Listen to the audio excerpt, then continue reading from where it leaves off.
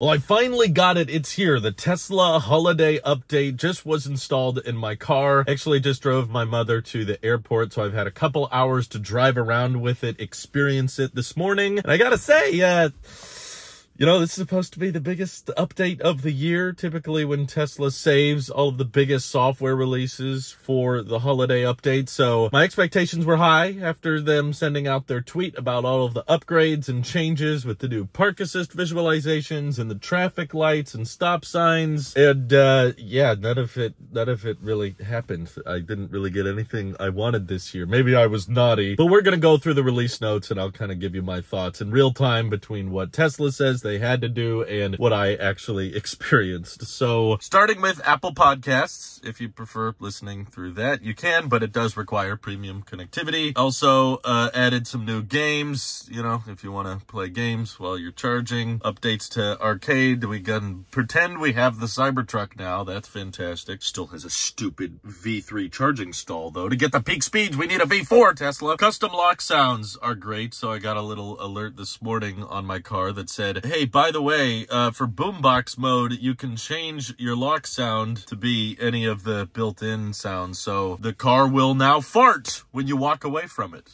Isn't that great? Thanks, Tesla. That makes the product so much better. So this is pretty cool. If accident is triggered, it will automatically call 911. Hopefully it doesn't call it without your permission, and it works automatically as long as your mobile phone is connected. So it's doing it through your phone, obviously. This one is what I was most excited for, and I guess I had my expectations in the wrong place because I loved on Apple Maps for years being able to see stop signs and traffic lights on the navigation. It just gives you so much more awareness of when your turn is. It's like, okay, turn at the next light, or that the turn is not at a traffic light at all. And I was really excited to see that they were adding that, and it wasn't until this morning that I found out in order to get the traffic lights and stop signs, you need premium connectivity. So basically, you got to pay $10 a month for that feature. And okay, you're trying to make premium connectivity a better deal. I know that, but I don't know, $10 a month for that feels like a little bit of an overkill, but maybe I got to spend some more referral credits, I guess. But this is really penny pinching in my opinion. Restricting satellite view to only work with premium connectivity, I kind of get, because satellite view uses a ton of bandwidth. That's a lot of data, and Tesla has to pay for that data because, all of their cars are connected via LTE. But traffic lights and stop signs, that's just navigation data. That doesn't change very much. It's not saving you much cellular data. That's purely just them trying to come up with more reasons for you to pay $10 a month. They're a company, they're a business. I get it. They're trying to make money here, but I don't know. That to me seems like if it's going to be free on Apple Maps and Google Maps, I don't see why that has to cost money on the Tesla. And this is pretty cool. Tesla's kind of building in their own version of a better route planner. So through the Tesla mobile app, I don't know why they're listing it here. It's not really a feature with the car, but you can actually have multiple charging stops listed and it will tell you where to stop and all that. This is something I thought we had already, but apparently it shows alternate routes while you've already started driving, so it can reroute you and you can choose to follow it. I could have swore we've already had this feature before. That doesn't feel new, but I guess it is. Also, if you pay for premium connectivity, you can view multiple camera feeds simultaneously, including some new camera angles that were not previously there. So before there was only 4 or 5 cameras. Now there's probably 6 or 7 to choose from. This is a feature that I saw some people already experimenting with, but in none of my driving, I actually noticed it activate. Maybe I just didn't run into that many blind spot situations, but yeah, if there's a car in your blind spot and you signal, I guess the side of the camera feed turns red. It's kind of their compromise for not having a blind spot indicator here like you have on the refresh Model 3. So now you just have it over here. But I don't know, to me it's a little redundant. I don't think it hurts anything to have, but I typically feel like, okay, if the camera feed shows up when you signal, you can see the car. Like, that should be abundantly clear to you when you're signaling. But I guess now you get a little bit of an extra reminder with the little red highlight to the side. Of course, all the holiday updates come with a new light show, so I haven't played around with that yet because it's daytime, but I can't wait to play it and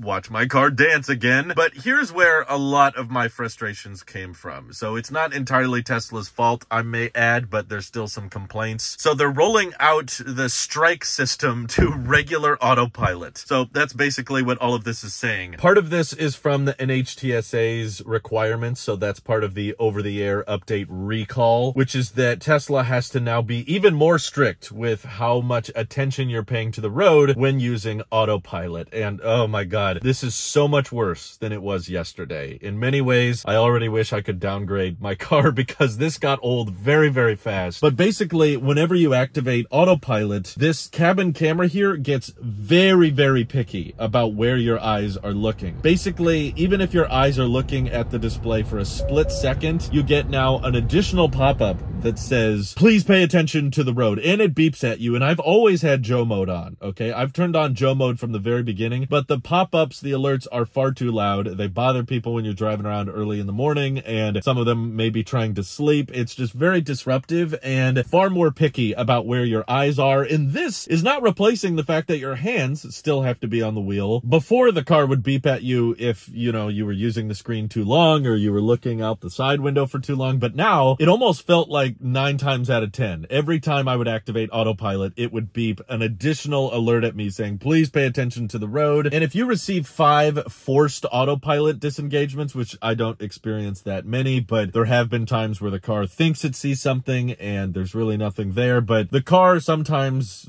rightfully, but in my experience, most of the time unrightfully, panics and forcefully disengages, that now counts as a strike against you. And if you get 5 strikes, which in my opinion seems like a lot, so this probably isn't going to happen all too often, but still it's weird that if you get 5 strikes, then autopilot is no longer available and it's shut off for a week. You're suspended from using autopilot features. I'm not sure if that includes cruise control, but still, given the amount of times I've had forced autopilot disengagements, most of the time they're not justified. It thinks it sees something, or it thinks there's a real problem and there isn't. Sometimes just sunlight gets in the way, or sometimes a semi-truck driver just gets a little bit into your lane and then the car starts screaming at you. Knowing that they're now expanding autopilot jail in more ways does not make me too bullish on this whole robo-taxi future. You know, there's one problem, which is getting full self-driving beta good enough for level 3 or level 4 autonomous driving. That's one obstacle, but, you know, in the United States, that's where Tesla is experimenting and trying out FSD features the most. And if this is the government we're working with here, and the NHTSA is already getting way more strict about, like, driver attention and making sure that our hands are on the wheel and our eyes are on the road, now it's got to beep at you if your eyes are not on the road when you first activate autopilot, then how is this same government going to suddenly be okay with level 3, level 4 autonomous driving? Because Tesla's data and what they've been saying for years is that, you know, autopilot with supervision is super safe. It's far safer than the average human. And sure, we can complain all day that there's issues with the administration, or let's say, yeah, the government's being unfair towards Tesla. You know, are they requiring as much of this scrutiny towards the driver with their over-the-air update recalls and all that? Are they doing all this with Ford's Blue Cruise? Are they doing all of this with GM Super Cruise? I don't know, maybe they got better eye tracking on those systems or something, but even so, let's say the government is biased against Tesla. I'm not arguing for or against that. That's just the reality of the situation. Then why are we supposed to believe that within a few months or later this year or just next year, the government's suddenly going to be okay with these cars driving themselves around with very little to no supervision? I just can't believe that anymore when the free autopilot, which is not even attempting to do very much, is under this much scrutiny, and it is now beeping at me because my eyes were checking for the speed limit. You know, you have so much data. You're reading your navigation, you're checking your speed, you're checking for your surroundings with the blind spot cameras and everything on that display, and now the car gets mad at me when I look at that display. And sure, it definitely seems more strict when you first activate autopilot. Once autopilot's been on for a while, then you can look at the display and then you can look at your surroundings and it won't beep at you. But I try to remind people that a lot of us are still using free autopilot, okay? Like 80 to 90% of Tesla customers do not have FSD, and those customers are not going to be interested in paying more for full self-driving when this is the experience they get on autopilot. Because when you have regular autopilot, you have to disengage every time you change lanes. You're disengaging a lot because it doesn't stop for stoplights. It doesn't stop for stop signs even, the free version. And I think it should, personally. It doesn't necessarily have to continue going. Maybe you have to press the accelerator to confirm that it should continue. But in my opinion, that should be a safety thing. Like, for safety reasons, it should come to a stop. If I were to pass out or fall asleep at the wheel with autopilot on, I think it's dumb that it's like, oh, if you paid for FSD, then the car would come to a stop and you'd be safe. But if you didn't pay for FSD, you would actually just run the red light or run through the stop sign and therefore have a higher risk of collision. I understand paywalling some convenience features, but I don't believe in paywalling safety features. Like, they shouldn't put airbags behind a paywall, right? So because people without FSD have to disengage autopilot all the time, we get that annoying little pay attention to the road pop-up way more than all the YouTubers who have FSD, right? So yeah, that is very frustrating, very annoying to me, and definitely feels like if you're trying to convince me to stop using autopilot, Tesla, and to not have that many beliefs in a robotaxi future, you're doing it, or the NHTSA is doing it. I don't really care who's to blame, but the expectations of full self-driving definitely need to be put in place, because if the government's going to be this picky about paying attention, then I don't see how the heck you're going to roll out even level 3 systems within the near future. I would rebrand it. I would not call it full self-driving anymore, Tesla. I would not be charging $12,000 for it. I would not be shocked at all if they lower the price of it again due to weak demand, not enough people justifying the expense. However, I will say another huge update that I could probably do an entire other video on, but what the heck, they didn't really talk about it in the release notes at all. Even in the minor updates section, all they talk about is, you know, shuffling title, and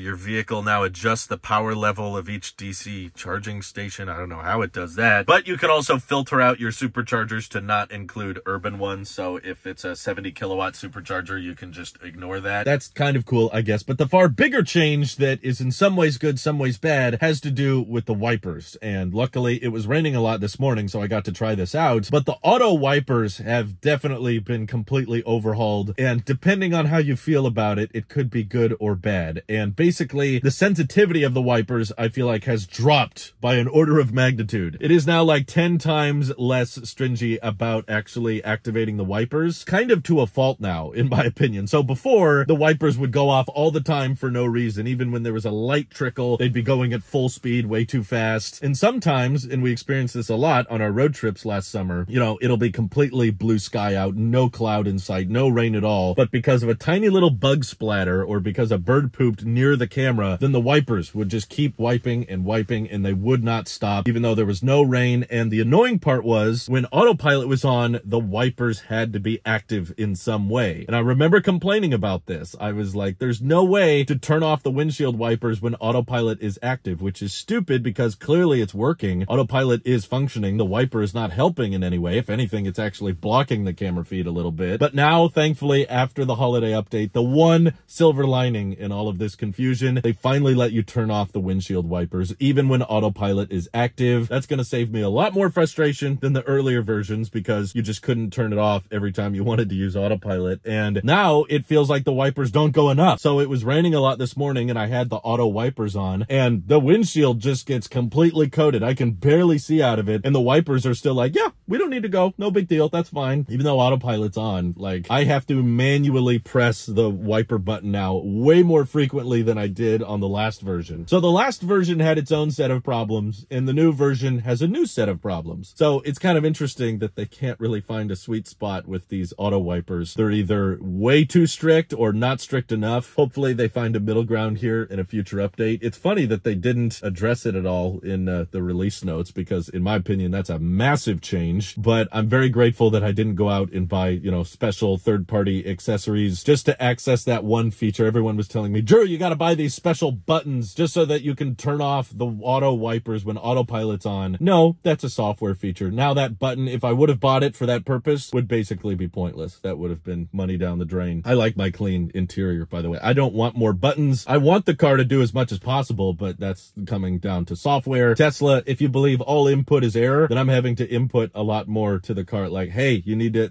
actually wipe the windshield. I can't see. I guess the camera feels fine, but yeah, massive difference in behavior from the windshield wipers, and massive difference in the pickiness of the autopilot system, which is very annoying and makes me even more bearish on the level 3, level 4 system. So please keep trying to make the car do more and more. Keep trying to improve autopilot and FSD, but please stop calling it FSD, because if the government's going to be this picky, I'm sorry, I do not believe level 3 or level 4 is anywhere close on these vehicles. Maybe if you have special permits from certain cities like Google Waymo does, then Tesla could roll out their own private fleet of robo-taxis, but those are probably only going to work under very specific conditions and in very specific regions, and that's going to be a perk or a ride-hailing service, not a feature that is available to privately owned vehicles. So that's why if you're going to be offering software packages to your customers that own their own vehicles, don't call it FSD, call it partial self-driving. That would be good enough, or call it fully supervised driving or something like that, because this is getting ridiculous how picky they are on very simple systems. And I know Tesla can't change the government's behavior, that's kind of out of their control, but Tesla can change their narrative and their branding around the feature and make people feel a little bit more realistic about what the system's capable of. So thanks again to everybody supporting the channel directly and for watching these videos. It helps us out a ton. Hope you have an excellent rest of your day, and I hope you enjoy your holiday update.